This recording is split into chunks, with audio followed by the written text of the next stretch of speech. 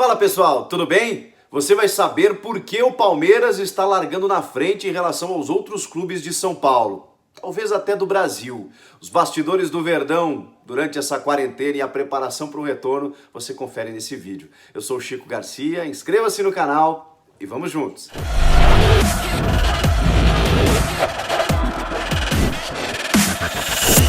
Bom pessoal, a grande expectativa para o retorno do futebol aqui no Brasil, que deve acontecer apesar de tudo que a gente está vendo em relação aos números, deve acontecer, já tem data em Santa Catarina, já tem previsão no Rio Grande do Sul, Minas Gerais também se movimenta, o Rio de Janeiro a qualquer momento, São Paulo da mesma forma.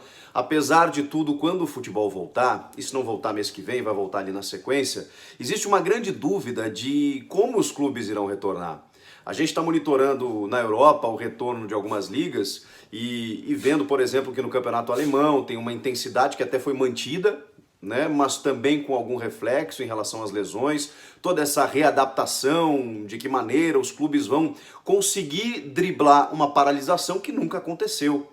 Os jogadores normalmente param no máximo 30 dias e não param nesses 30 dias, né? Porque atleta acaba disputando o jogo beneficente, continua mantendo o seu condicionamento físico, não dá tempo de um destreinamento, como dizem os especialistas.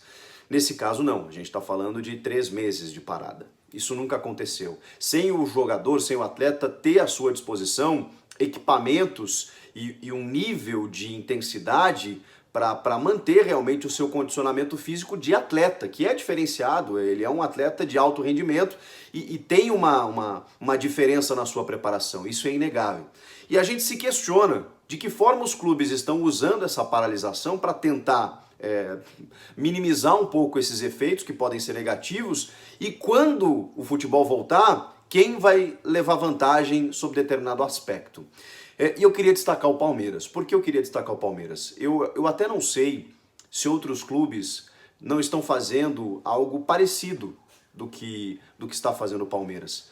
Mas o Palmeiras tem um trunfo, que já é aquilo que eu vou falar agora. Ele está mostrando aquilo que está fazendo. E é muito interessante. O Palmeiras tem realizado reuniões com especialistas do seu corpo técnico para tentar entender de que forma o clube pode suportar todo esse período de paralisação.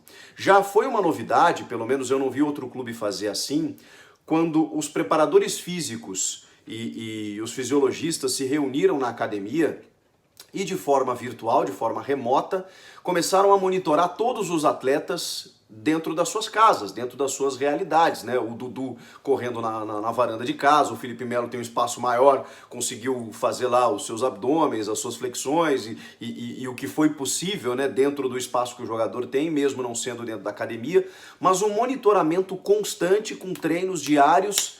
Para quê? Para que o jogador, né, tivesse ali a sua condição física mantida. Além disso, as reuniões virtuais também com a comissão técnica e com um grupo de jogadores, e eu tenho acompanhado esse congresso técnico e científico que o Palmeiras tem realizado com especialistas de cada área. Tem o Daniel Gonçalves lá, que é o coordenador científico da academia, onde participa o preparador físico Antônio Melo, onde participam fisiologistas. O Gustavo Maglioca que é o coordenador médico do Palmeiras, fez uma live esses tempos com o técnico Vanderlei Luxemburgo, em que a gente vê uma coesão, uma união muito grande entre todos os setores do clube. Gente, isso é fundamental. Eu já sabia da estrutura do Palmeiras na academia de futebol, que foi um clube que se modernizou nos últimos anos, depois do investimento do seu patrocinador, e aqui vai uma diferença em relação a outros clubes que já tiveram grandes parceiros. Por mais críticas que você possa fazer a participação da Crefisa, de que realmente acaba criando, além de investir no clube, cria uma dívida ali na frente, o Palmeiras está sabendo usar o patrocinador nesse momento para criar ativos no clube. Por exemplo, quando você contrata grandes jogadores, quando o patrocinador sai, você perde a capacidade de manter esses jogadores com alto salário e tudo mais. Mas quando você usa esse dinheiro para investir na estrutura, botando grama sintética inclusive nos centros de treinamentos, tendo uma unificação de todos os setores dentro do centro de treinamentos para que o jogador possa ali tratar suas lesões, prevenção de lesões, para que tenha um método científico a seu dispor, isso faz muita diferença. E isso será usado mesmo se a Crefisa amanhã depois for embora do clube. Isso eu acho um grande mérito que o clube vem fazendo.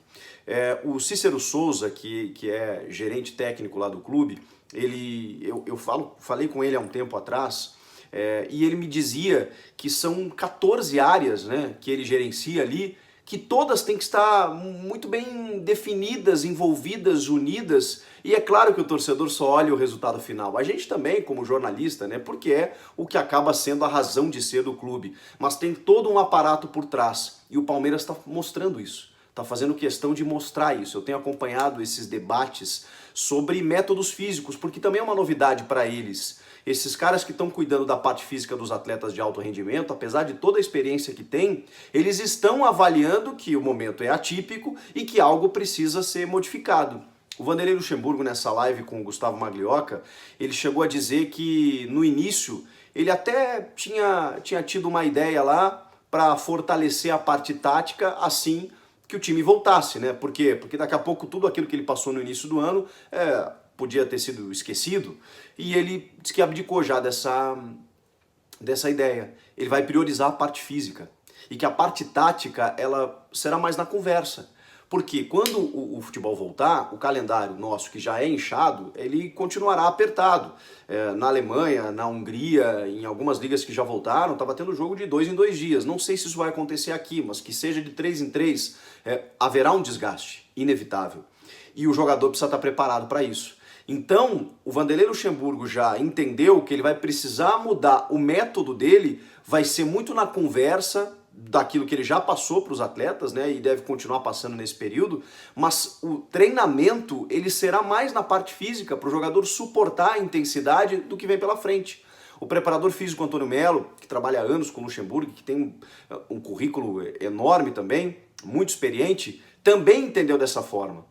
Ele chegou a dizer que vai precisar, o jogador no início vai precisar tirar a chuteira, vai ter que botar o tênis, vai ter que fazer uma corrida, vai ter que melhorar a resistência, força. Coisas que a gente está acostumado a ver numa pré-temporada durante 2 dias, e olhe lá. Hoje em dia os jogadores eles já continuam fazendo isso, né, durante as férias e na pré-temporada, que quando eles se reapresentam, os caras já vão para o campo, já vão com bola. Pode ajudar, entre aspas, né, porque é uma consequência, não é necessariamente um benefício, o fato de que quando eles se reapresentarem, até talvez não possa haver treinos coletivos, né, ou treinos com bola com aglomeração. Então os jogadores vão voltar e eles terão de fazer um trabalho físico individual, e isso pode acabar beneficiando. E talvez, gente, outros clubes estejam fazendo isso, como o Corinthians, por exemplo, com atividades remotas, o São Paulo, que tem uma grande estrutura também. Eu não tenho visto.